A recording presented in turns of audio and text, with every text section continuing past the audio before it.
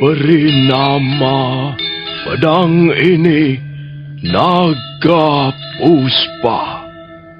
Selamatkan dia. Jangan sampai jatuh ke tangan pendekar berwatak jahat.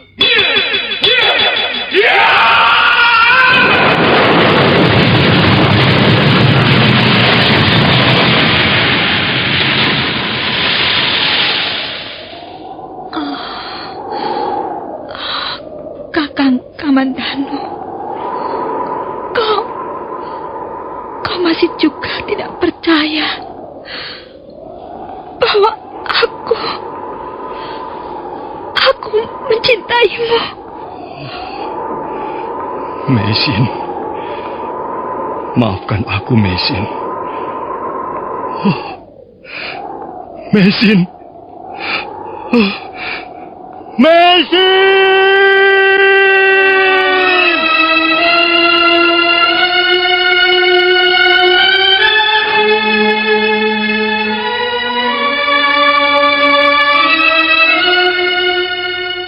Tutur Tinula.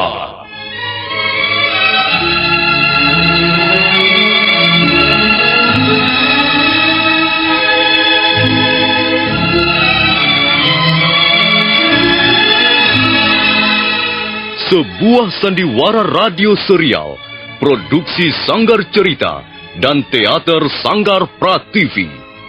Sebuah kisah dengan latar belakang sejarah runtuhnya Singasari dan berdirinya Kerajaan Majapahit.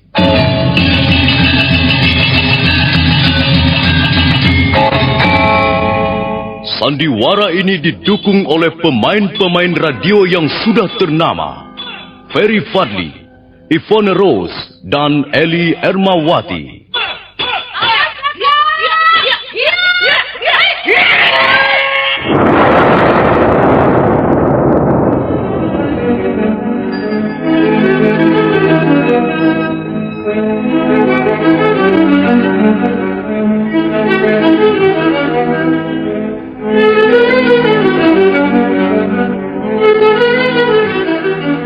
Cerita ini ditulis dan disusun oleh S. Tijab. Teknik dan montase dikerjakan oleh Rudi Tinangon dan Joko SP. Sutradara Y. Rudi Wartono. Kali ini mengetengahkan episode ketiga dengan judul Daun-Daun Bersemi Lagi.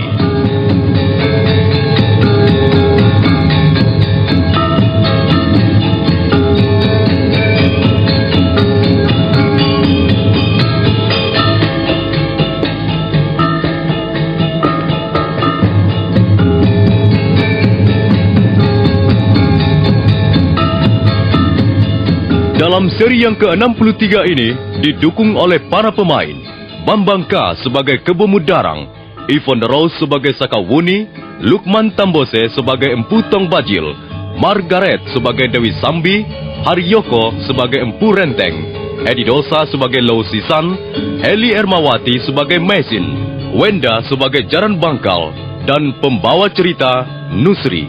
Selamat mendengarkan.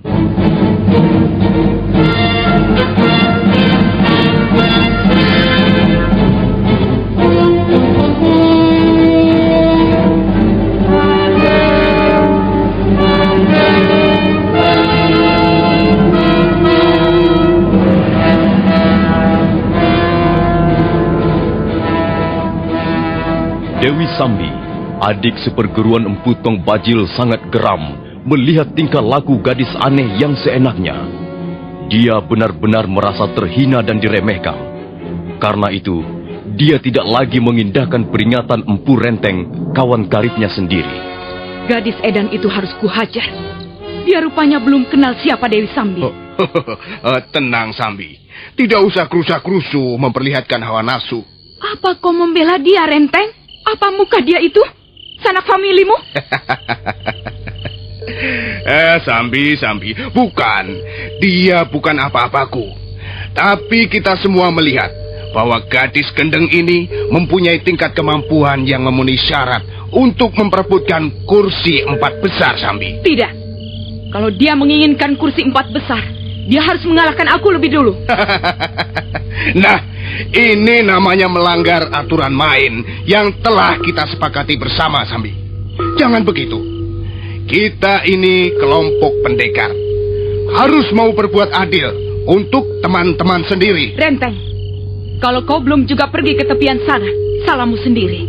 Tunggu, Sambi. Kau mau apakan gadis cilik itu, ha? Akan kugilas dengan aji telapak wisa.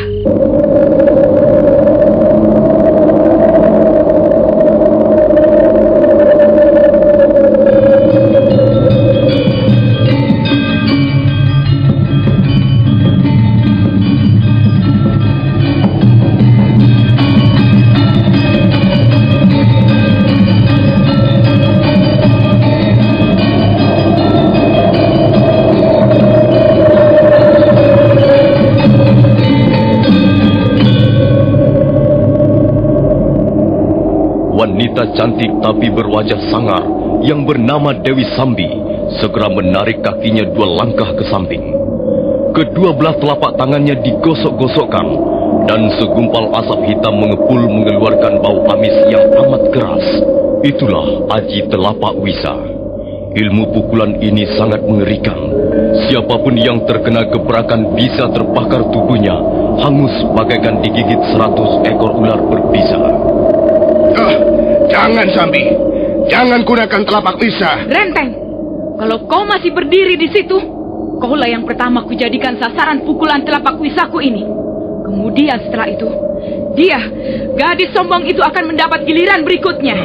Mengapa jadi begini, Sambi? Tahanlah dirimu parang sedikit, Sambi. Tidak. Kalau kau menghalang-halangi niatku, maka berarti kau membela anak setan itu. Sambi, aku tidak membela siapapun. Aku berdiri di sini untuk mewakili kepentingan semuanya. Renteng, jangan-jangan kau menjalin hubungan rahasia dengan gadis liar itu. Aku menjadi curiga. Jangan-jangan kalian berdua telah berkomplot. Sambi, kau jangan berkata sembarangan. Empu Renteng tidak mempunyai watak seperti itu. Sambi, agaknya kau menjadi bangga dan besar kepala karena aji pukulanmu telapak wisa. Nah, kalau tanganmu sudah terlalu gatal untuk menggunakan ilmu pukulan itu, janganlah menjadikan orang lain jadi korban. Aku, sahabatmu sendiri, Empu Renteng, mampu menahan telapak wisa. Kau menantang aku, Renteng. Kau membuatku tidak sabar, Dewi Sambi. Selama ini kita berteman baik. Tapi kata-katamu itu sungguh keji, Sambi. Kau bermaksud memfitnah aku di depan mereka, para pendekar, bahkan di depan tuanku Kebo Mundarang. Tunggu. Kalian ini sedang berbuat apa? Kalian ini sedang berbuat apa? Kakang Bajil telah melihat sendiri. Renteng telah memihak pada gadis liar itu. Pada orang yang sama sekali belum kita kenal. Apakah kau mendapat kesan bahwa aku telah memihak pada gadis sinting itu, Kakang Bajil? Kita memang belum mengenal dia. Ya, tapi belum tentu dia bermaksud buruk, Kakang. Dan belum tentu dia bermaksud baik pada kita. Maka itu, kita jangan sampai lengah dan akhirnya menjadi tuan rumah yang kecolongan. Hei, gadis Edan, siapa kau ini sebenarnya? Tebak saja sendiri. Siapa kira-kira aku ini, Tuan Bajil? Lancang sekali mulutmu. Ingin ku remas-remas mulutmu yang mungil seperti mulut seekor tikus itu. Kau harus mau mengatakan siapa namamu, dari mana asalmu, siapa gurumu, dan ilmu apa saja yang kau pelajari kalau kau ingin bergabung dengan kami. Siapa namaku? Dari mana asalku? Siapa guruku? Dan ilmu apa saja yang kupelajari? Aduh, rasanya aku tak dapat mengatakan semua itu. Kalau begitu kau datang kemari hanya untuk mengacau.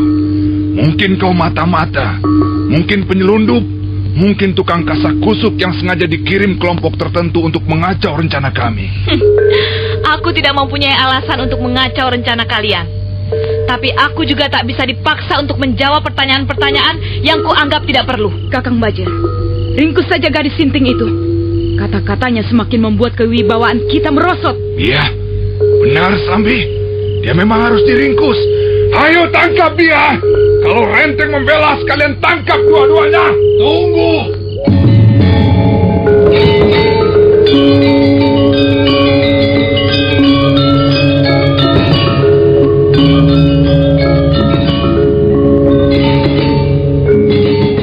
Kebo Mundarang, Pati Kediri yang sejak tadi duduk dengan tenang di barisan depan, nampak berjalan tegap menuju tengah pelataran Candi Sorabana. Pedangnya yang besar bergelantungan ketika laki-laki perkasa itu melangkah ke arah Empu Tong Bajil. Biarlah aku yang menyelesaikan perkara ini, Paman Bajil. Baik, tuanku. Silakan. Gadis cilik, sejak tadi ku perhatikan kau mempunyai tingkah laku dan penampilan serba aneh. Apakah hal ini kau lakukan untuk menutupi siapa dirimu yang sesungguhnya? Aku tidak menutupi siapa diriku. Aku hanya ingin melakukan hal-hal yang kuanggap perlu. Lalu kau mau apa datang kemari? Aku ingin bergabung dengan kelompok pendekar pendukung pemerintah Kediri. Mengapa kau ingin bergabung dengan kami? Apa alasanmu? Aku mempunyai alasan pribadi yang tidak bisa seluruhnya kukatakan pada siapapun. Tapi aku bisa menjelaskan barang sedikit. Supaya kalian tahu, aku ingin bergabung dengan kalian karena aku membenci pemerintahan Singasari. Aku benci para pejabat pemerintahan Singasari. Kalau mendapat kesempatan, aku akan membunuh mereka semuanya. Iya, akan kubunuh mereka dengan tanganku ini. Akan kubunuh mereka satu persatu. Mereka itu orang-orang yang sok berkuasa. Mereka banyak merugikan rakyat jelata. Mereka menindas dan berlaku sewenang-wenang. Dan mereka harus menanggung dosa-dosanya. Tapi aku tahu bahwa tidak mungkin aku bergerak sendiri. Aku membutuhkan teman. Itulah sebabnya aku mau bergabung dengan kalian. Tapi terserah, aku tidak memaksa. Kalau kalian keberatan, aku akan bertindak sendiri. Tunggu dulu. Baiklah. Aku tahu kau menyimpan rasa dendam. Entah kepada siapa. Baiklah. Kalau begitu, barangkali kita bisa kerjasama. Aku tidak ingin menjadi juara. Kemampuan yang kumiliki sekarang ini hanya akan kupergunakan untuk membalas rasa sakit di hatiku. Bagus. Pemerintah Singasari memang brengsek. Dan sekarang ini, kaki tangan Kertanegara masih banyak berkeliaran di mana-mana. Juga menantu Kertanegara, Sanggrama Wijaya, hidup dalam pelarian. Nah, pastilah mereka sakit hati dan ingin membalas dendam. Itulah tugas kita, untuk membasmi mereka, supaya pemerintah Kediri menjadi bersih dari gangguan musuh-musuh bayangan. Jadi bagaimana? Aku diterima bergabung dalam kelompok kalian? Tentu kami terima dengan senang hati. Kami juga membutuhkan sekutu-sekutu yang tangguh, yang bertanggung jawab, yang berdiri di atas satu kepentingan. Ialah menumpas habis sisa-sisa kekuatan Singasari dari muka bumi ini. Nah, sekarang aku tidak pusing-pusing lagi mengenai kursi 4 besar itu. Kaulah yang harus duduk sebagai orang keempat setelah Empu Tong Bajil, Dewi Sambi, dan Empu Renteng. Bagaimana pendapatmu, Paman Bajil? Kau setuju? Apa yang tuanku anggap baik dan tepat, tentu akan saya dukung sepenuhnya, tuanku. Bagus. Terima kasih atas pengertianmu. Kau Dewi Sambi, bagaimana pendapatmu? Pendapat saya sama dengan Kakang Bajil. Hanya saja, gadis itu harus belajar sedikit tata kesopanan, supaya tidak sering menimbulkan kesalahpahaman di antara teman sendiri. Dan kau Empu Renteng, apakah kau keberatan? Sama sekali tidak, tuanku. Saya pikir gadis aneh ini bisa kita percaya kata-katanya. Dan bagaimana dengan yang lain? Apakah ada keberatan kalau gadis ini menduduki kursi 4 besar? Bagi yang tidak setuju, angkat tangannya tinggi-tinggi. Nah, tidak ada yang mengangkat tangannya. Berarti semua setuju. Nah, bagaimana aku harus memanggilmu anak manis? Tentulah kau mempunyai nama yang bagus. Katakanlah siapa namamu. Namaku Sakawuni. Aku berasal dari desa Tanibala. Hanya itulah yang bisa kukatakan. Apakah cukup puas? Baru saja gadis aneh yang mengaku bernama Sakawuni itu mengatupkan bibirnya. Mendadak jaran bangkal masuk. Ayo cepat, cepat jalannya. Ayo, kalian harus berlutut di depan tuanku Kebu Mundarang.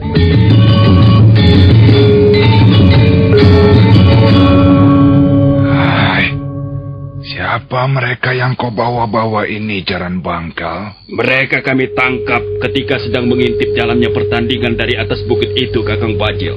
Kurang ajar. Rupanya banyak tamu-tamu yang datang dengan maksud yang kurang baik, tuanku. Tenanglah. Biar aku yang akan memeriksa mereka.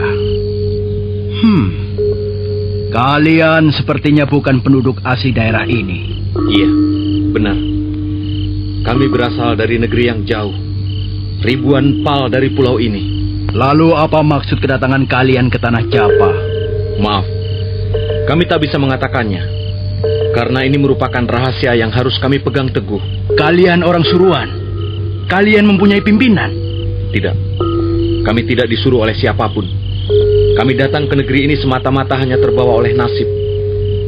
Perahu yang kami tumpangi diserang badai dan kami terdampar di pantai Tuban. Mustahil kalian mengintip pertemuan kami. Kalau kalian tidak punya maksud-maksud tertentu. Aku dan istriku hanya sekedar mampir di tempat ini. Mana tujuan kalian yang semestinya? Maaf, kami tak bisa mengatakannya. Kami hanya ingin mencari suatu desa, walaupun kami belum tahu pasti apa yang bisa kami lakukan di sana. Kami ini seperti kapas tertiup angin. Kami adalah orang-orang yang merdeka. Kami tidak bermaksud mencari musuh. Kami ingin berteman dengan siapa saja. Iya, bangsa kami adalah bangsa yang cinta pada persahabatan. Cukup. Kalian pikir aku percaya? Ayo prajurit, tangkap 2 orang asing itu.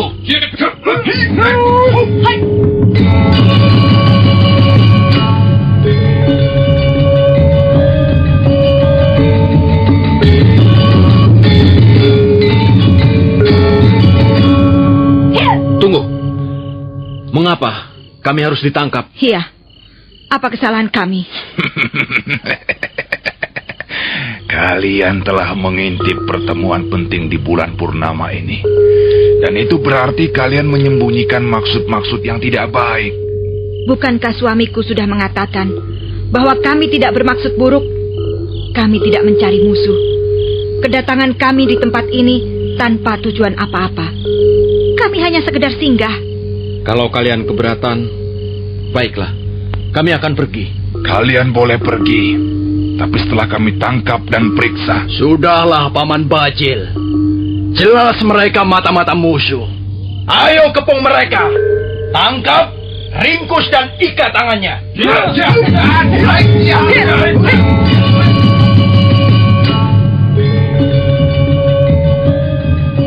Pendekar Lo dan Mesin terpaksa mengadakan perlawanan sengit ketika 12 orang prajurit maju serentak. Tapi perlawanan itu hampir tak banyak artinya karena jumlah lawan mereka cukup besar. Oh, cepat, ambil pedangmu loh. Kalau tidak, kita bisa mati konyol. Iya, baiklah. Hati-hati, kau jangan jauh-jauh dariku, Mesin.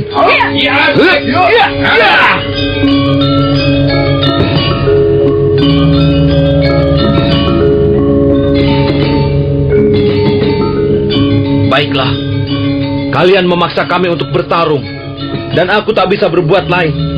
Kami harus membela diri demi keselamatan kami. Selesai berkata, pendekar Lo segera meraba gagang pedang naga puspa.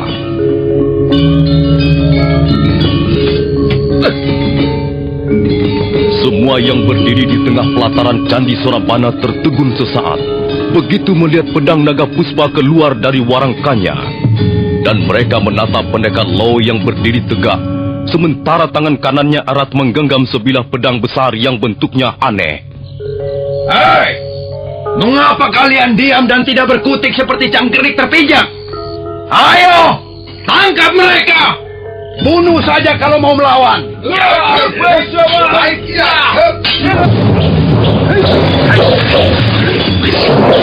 Pendekar Lo mengamuk, pedang naga puspa bergetar di tangannya.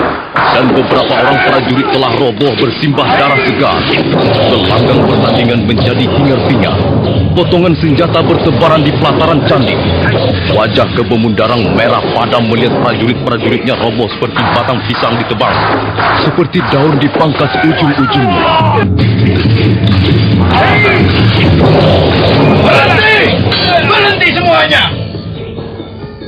Hai orang asing, kalau kalian terus melawan, berarti kalian menentang pemerintah Kediri. Sebenarnya kami tak menginginkan pertumpahan darah seperti ini.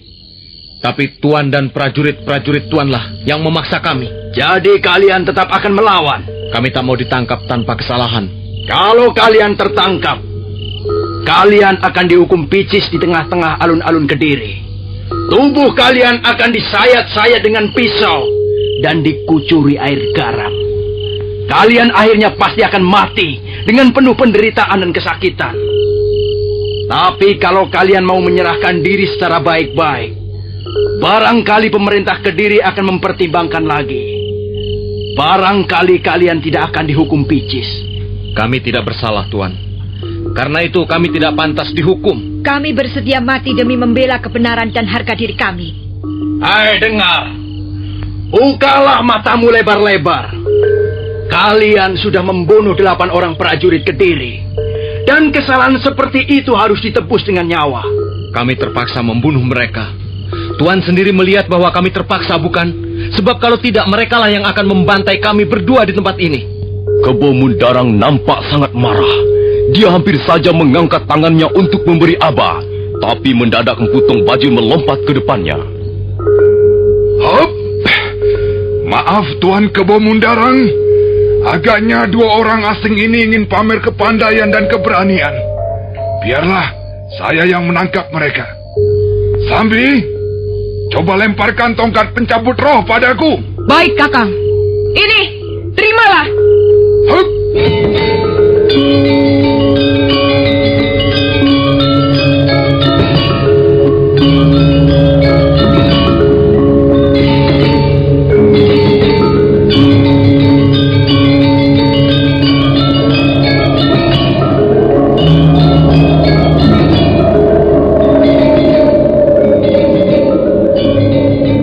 Tongkat pencabut roh adalah senjata andalan Empu Tong Bajil. Tongkat itu bentuknya melilit-lilit seperti seekor ular dan bagian ujung dipasang logam yang menyerupai mata tombak. Kini tongkat pencabut roh itu sudah tergenggam di tangan pemiliknya. Nah, para pendengar sekalian, bagaimana kisah selanjutnya? Apakah akhirnya pendekar Lao dan istrinya bisa ditangkap dan dihukum picis di alun-alun Kediri? Silakan mengikuti seri berikutnya. Sampai jumpa.